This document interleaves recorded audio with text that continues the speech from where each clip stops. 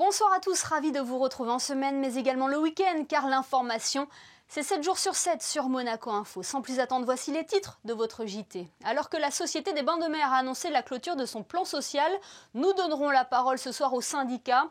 Quel est leur sentiment? Quelles étaient leurs craintes? Nous recevrons Mickaël Palmaro pour en parler. Il a fait les belles heures de l'AS Monaco et porte le club de la Principauté dans son cœur. Jérôme Roten sera avec nous ce soir pour évoquer notamment la saison des Rouges et Blancs et le 16e de finale de la Coupe de France face à Nice. Dans ce journal également, la lecture besoin de première nécessité. La médiathèque de Monaco est de plus en plus sollicitée. Vous le découvrirez en fin d'édition. Mais avant cela, retour sur l'actualité de la semaine, la clôture du plan social de la Société des Bains de Mer. Nous l'avons évoqué avec le président délégué Jean-Luc Biamonti sur notre antenne. Le gouvernement princier s'est félicité hier que ces négociations entre la direction de la SBM et les syndicats aient abouti avec succès. Justement, nous avons voulu donner la parole aux syndicats ce soir pour avoir leur avis. Bonsoir Mickaël Palmaro. Bonsoir Émilie. Quel est votre sentiment après l'annonce de la clôture de ce plan social? Avant tout, un grand soulagement, parce qu'en plus des mesures sanitaires qui étaient assez contraignantes, il y avait bien sûr cette chape de plomb de ce plan social auquel les employés ont dû faire face. Et avec grand professionnalisme, ils n'ont jamais démontré quoi que ce soit devant la clientèle, mais c'est avant tout un grand soulagement pour tout le monde, oui. Selon vous, l'essentiel a été sauvegardé? L'essentiel, oui. De plusieurs parts, je préfère retenir le positif en fait de ce plan social. Je vais retenir les institutions qui ont parfaitement rempli leur rôle, le Conseil national dans un souci toujours de médiation, mais aussi le gouvernement qui nous a beaucoup écoutés, et pour finir notre direction, mais aussi le conseil d'administration et notre président délégué. Quelles étaient vos craintes à la base? Nous en avions plusieurs. D'abord, il s'est basé sur 3 axes, comme vous l'a expliqué le président délégué. Le premier axe était les départs volontaires. À la retraite? Oui, exactement, les départs volontaires à la retraite. Nous avons décidé de ne pas donner suite sur le supplément d'argent que nous proposait la Société des Bains de Mer pour qu'elle puisse profiter aux emplois les plus vulnérables. C'était un peu notre effort de solidarité envers les emplois les plus vulnérables de la société. Nous avions un objectif commun avec nos collègues de la restauration, 0 départ contraint. Nous arrivons à 4 plutôt que 161, en sachant qu'il y a eu des propositions de mobilité pour les 4 emplois. Nous estimons que là aussi, le contrat est parfaitement rempli. Et concernant les négociations des conventions collectives? C'est très important et c'est très bien que vous y revenez.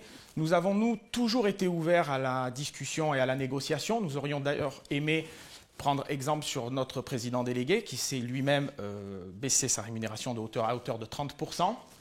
Néanmoins, nous ne comprenons pas, et ce sera vraiment le bémol de ce plan social, la réaction du comité exécutif qui a refusé simplement et bonnement de participer à l'effort collectif. Et ça passe très mal. Donc nous étions ouverts sur les négociations quelles qu'elles soient. Nous avons toujours été ouverts à la négociation. En revanche, nous nous sommes vraiment profondément étonnés que l'effort s'arrête aux portes du comité exécutif. Voilà, aujourd'hui, vous êtes rassurés quant à l'avenir de vos emplois?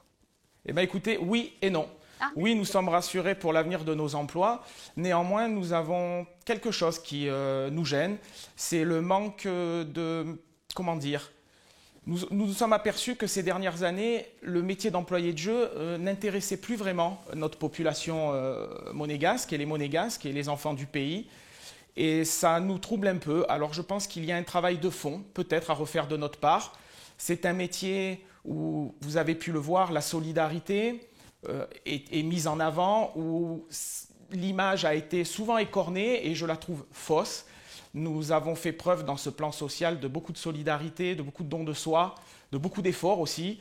Et nous aimerions essayer de convaincre la plus jeune génération de nous rejoindre pour un métier qui est, je ne vais pas le dire là parce qu'avec les mesures sanitaires ça serait mal placé, mais qui juste derrière le personnel soignant reste pour moi le plus beau métier du monde. Et le message est passé. Merci beaucoup Mickaël Palmaro d'avoir été avec nous ce soir. Merci beaucoup Émilie. On rejoint Frédéric Elion pour parler sport et plus précisément de football. Bonsoir Frédéric, coup de projecteur avec vous sur le derby en Coupe de France lundi soir. Bonsoir Émilie, troisième derby de la saison pour les joueurs de Niko Kovac qui ont remporté les 2 premiers en Ligue 1 sur le même score de 2-1. Le troisième aura lieu lundi soir à 21h à l'Allianz Riviera en clôture des 16e de finale de Coupe de France. For me it's the cup very important. As you know, in Germany I played 3 finals in a row and I like this competition. And I think that Coupe de France is very popular in France, so everyone wants to win the title, and we try to go as far as possible. We play a derby. This makes this game very special. So yeah, we want to try to win the game. So you can expect that we give all what is possible to win the game. Niko Kovac attend une réaction de ses joueurs après le revers à Strasbourg qui a mis fin à une série de 13 matchs consécutifs sans défaite, toutes compétitions confondues. Et justement, quel regard portent les anciens de l'AS Monaco sur la saison des Rouges et Blancs? Jérôme Roten a marqué l'histoire du club. Il fait partie des joueurs qui ont emmené Monaco en finale de la Ligue des Champions. C'était en 2004. L'ancien milieu de terrain, désormais consultant pour RMC, nous fait l'honneur d'être avec nous ce soir. Bonsoir Jérôme. Bonsoir. Et quel regard portez-vous sur la saison de l'AS Monaco cette année? La saison, elle est magnifique. Hein. Elle est magnifique. Il y a eu ce revers à Strasbourg il y a quelques jours, mais sinon, il n'y a quasiment pas de faux pas. Et il y a surtout un état d'esprit qui fait plaisir à voir. Quand on a connu ce club, je crois qu'il y a quelque chose à mettre en place pour que ça marche. Et c'est vrai que Kovac et son staff, ils ont réussi ça assez vite cette année. Donc, vraiment chapeau d'avoir créé cette ambiance et puis surtout cet état d'esprit de compétiteur qui fait que Monaco est des prétendants au top 3 cette année. Donc oui, très heureux de revoir Monaco parmi les meilleurs du championnat. Ouais, puis il a fallu du temps pour que le club retrouve de sa splendeur entre le départ de Jardim, l'arrivée de Thierry Henry, le retour de Jardim, l'arrivée de Moreno. Il y avait une certaine instabilité depuis quelques saisons. Oui, il y a de l'instabilité. Alors, c'est pas le meilleur moyen pour créer une bonne atmosphère. Déjà, les joueurs, quand vous changez d'entraîneur comme ça, très souvent, il n'y a pas de stabilité. Et puis surtout, quand le projet de Monaco aujourd'hui est fait aussi avec des jeunes joueurs. Les jeunes joueurs, ils ont besoin d'être rassurés, d'avoir un discours qui perdure. Et là, c'était pas facile pour tout le monde. Plus les mauvais choix, parce que ça peut arriver de choisir pas le bon coach au bon moment. Ça ne veut pas dire que Thierry Henry ou Moreno étaient nuls, mais je pense qu'il fallait trouver la bonne personne, et la bonne personne, en l'occurrence, ils l'ont bien senti avec l'arrivée de Kovac cette année. Donc ouais, non, c'est bien. C'est l'heure du renouveau, selon vous?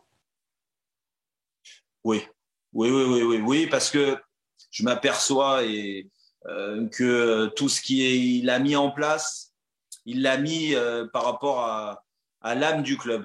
Ce qui se passe dans ce club-là, Monaco est un club à part. Il a fallu créer quelque chose de similaire à ce qui se passait dans le passé pour que ça marche. Et Kovac a réussi ça en très peu de temps. Donc moi, je dis chapeau à lui et puis les joueurs surtout lui rendent bien sur le terrain. Vous disiez top 3 tout à l'heure, mais il y a quelques jours, vous avez carrément dit que Monaco pouvait être champion cette année. Oui, et ce n'est pas le revers de Strasbourg qui me fait penser le contraire aujourd'hui. Il reste encore 10 journées de championnat. Il peut se passer beaucoup de choses. Et je sais de quoi je parle, hein, parce que quand j'étais à Monaco, on avait plusieurs points d'avance et puis on s'était fait rattraper 2 fois de suite par Lyon à l'époque. Donc non, il peut se passer encore beaucoup de choses, mais ils sont capables d'accrocher les meilleurs. Et en Coupe de France, est-ce que là aussi, les Monégasques peuvent marquer les esprits? Lundi, ils retrouvent l'OGC Nice pour les 16e de finale.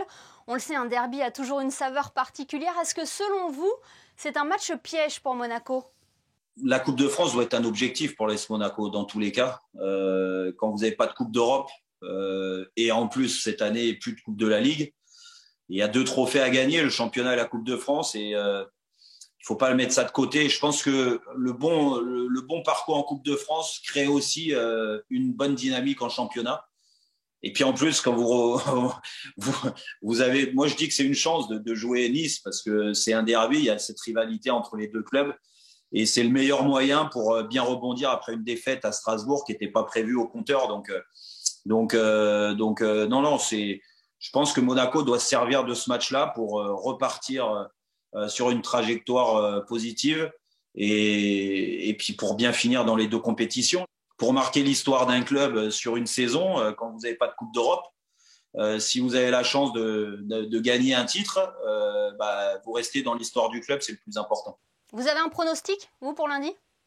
De toute façon, le cœur va parler, hein, donc automatiquement Monaco. Mais déjà le cœur, mais surtout quand je vois la dynamique des deux équipes et puis l'écart qu'il y a entre ces deux collectifs, je ne vois pas comment Monaco pourrait passer à côté de ce match. Même si c'est la Coupe de France et que des fois le plus faible peut gagner, il y a un état d'esprit à mettre en place sur cette Coupe de France. Si les Monégasques ont autant envie que Nice de se qualifier, le talent va faire la différence. On est obligé de revenir sur votre carrière en principauté. Quand vous êtes en interview, vous avez vécu de belles années avec l'AS Monaco, avec notamment cette finale en Ligue des Champions en 2004. Qu'est-ce que vous retenez de votre passage à Monaco en principauté ? Ce que je retiens ça déjà. Je retiens ça parce que ça, c'est à jamais gravé dans ma mémoire. C'est des moments magnifiques, d'émotion, de l'adrénaline, le très haut niveau. Quand vous touchez, quand vous êtes sur le toit de l'Europe comme ça, on a fait rêver toute une région, toute une ville, mais surtout quasiment toute la France. Il y a pas plus beau. Le football est une profession quand vous êtes footballeur, mais c'est surtout une passion. Et vivre ces moments-là, c'est magnifique, quoi. On s'est éclaté personnellement, mais surtout collectivement, à partager ça avec ce groupe. Et je dis ce groupe vraiment large, hein, parce qu'il n'y a pas que le groupe de joueurs, c'est l'ensemble d'un club. On fonctionnait vraiment comme une grande famille. Ouais. C'est des moments magnifiques et c'est Monaco qui m'a permis de vivre ça. Donc j'ai un profond respect pour tout ça. J'admire ce club, quoi. Il m'a donné une force, une personnalité. Aujourd'hui, si je fais ce que je fais aussi dans ma reconversion, c'est aussi, je le dois à ces clubs-là qui m'ont apporté cette notoriété. Donc, ça me rend heureux. Eh bien, merci beaucoup, Jérôme Roten. Et puis, c'est quand vous voulez, vous venez dans les studios de Monaco Info pour encore échanger sur le club de la principauté. Avec plaisir. Et nous suivrons bien évidemment de près le résultat de ce derby face à Nice en Coupe de France. Dernièrement, nous vous faisions découvrir l'un des poumons verts de la principauté, le parc Princesse Antoinette. Eh bien, sachez que le mini-golf qui se trouve en plein cœur de ce parc vient de rouvrir ses portes. Et ils étaient nombreux aujourd'hui à être au rendez-vous, comme a pu le constater Vanessa Dessy. Dans un cadre de verdure exceptionnel, ce mini-golf a la particularité d'être en terre battue, ce qui lui offre une qualité de jeu optimale. Au fil des années, il est devenu le lieu idéal pour passer de bons moments entre amis ou en famille. En raison des mesures sanitaires, un mode de fonctionnement adapté est mis en place avec une réservation uniquement via Internet. Nous sommes donc bien entendu accompagnés par la DASO. Au préalable, il y a des réunions qui sont faites avec la mairie et la DASO pour établir et être certifiés sur le respect de ces mesures sanitaires, port du masque, distance, précaution, désinfection des balles et des clubs de golf, bien entendu. Donc nous sommes dans la norme de ce qui se fait partout en principauté. Créée en 2010, la boîte de jeu est une association qui a pour objectif de valoriser le jeu sous toutes ses formes en proposant de nombreuses activités tout au long de l'année. La boîte de jeu vient de signer un nouveau partenariat avec la mairie de Monaco. On a proposé donc de reprendre un petit peu ce mini-golf et de le refaire vivre avec notre association, la boîte de jeu. Alors pour l'instant, la petite buvette n'est pas encore ouverte. On est en train de se mettre en place et de finir les nettoyages, les agréments, les autorisations, tout ce qu'il faut. On devrait être ouvert normalement à la fin du mois de mars. Et puis donc on va proposer un petit peu de snacks pour permettre aux gens de faire de la petite restauration. Donc ça va être des panini, des crêpes, des gaufres, donc des goûters aussi pour les enfants, mais aussi possibilité de manger à table.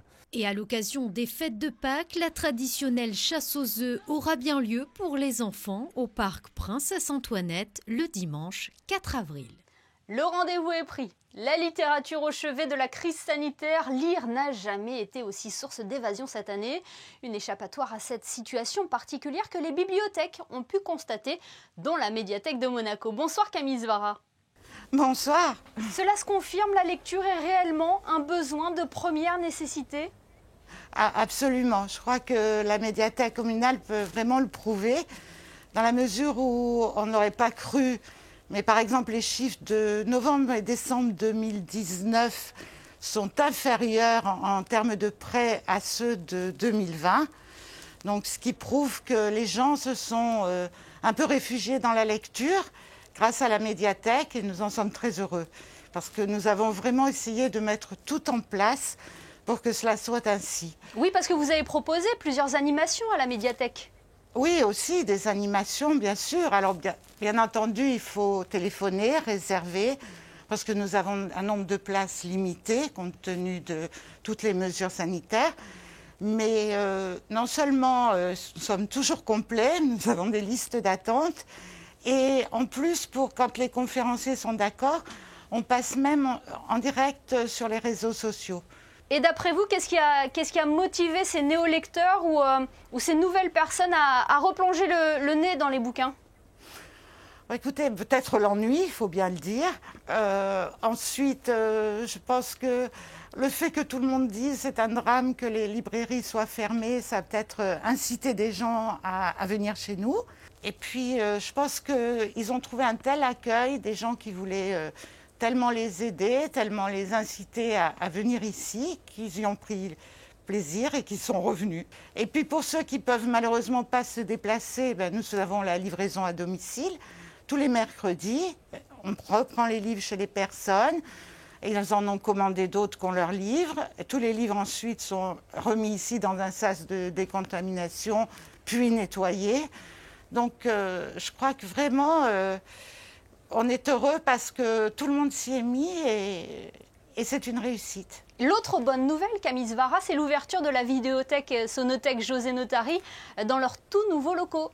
Voilà, le 8 mars, lundi, dans les anciens locaux de la direction du travail rue Princesse Antoinette. Ils se sont décarcassés pour que tout le monde soit prêt le 8 mars à accueillir tout le monde. Merci beaucoup Camille Svara d'avoir été avec nous ce soir. Merci à vous, au revoir. Et certains livres qui ont été empruntés cette année font peut-être partie de notre chronique littéraire. En effet, chaque semaine, nous vous faisons découvrir le coup de cœur de la médiathèque. Ce soir, le choix de Béatrice Novaretti s'est porté sur l'ouvrage d'une militante afro-américaine, Maya Angelou. Rassemblez-vous en mon nom, deuxième volet de l'importante et remarquable autobiographie de Maya Angelou, vient d'être réédité et nous donne l'occasion de lire ou relire l'œuvre de cette icône de la littérature noire américaine. Maya nous avait raconté, dans son célèbre « Je sais pourquoi chante l'oiseau en cage », son enfance violentée. Avec « Rassemblez-vous en mon nom », nous sommes en 1945. Devenue mère célibataire à 17 ans, Maya est prête à tout pour assumer son indépendance et pour assurer un avenir à son fils, elle quitte son Arkansas natal. Elle partira en portant le conseil de sa mère. Sois la meilleure. Si tu veux devenir une putain, ça te regarde. Mais alors, sois-en une épatante. Forte de cette philosophie, il ne me restait plus qu'à aller faire l'emplette de mon avenir. De San Francisco à Oakland, elle sera cuisinière, prostituée, danseuse et d'aventure amoureuse en mésaventure professionnelle, elle tombera mais se relèvera en gardant toujours la tête haute.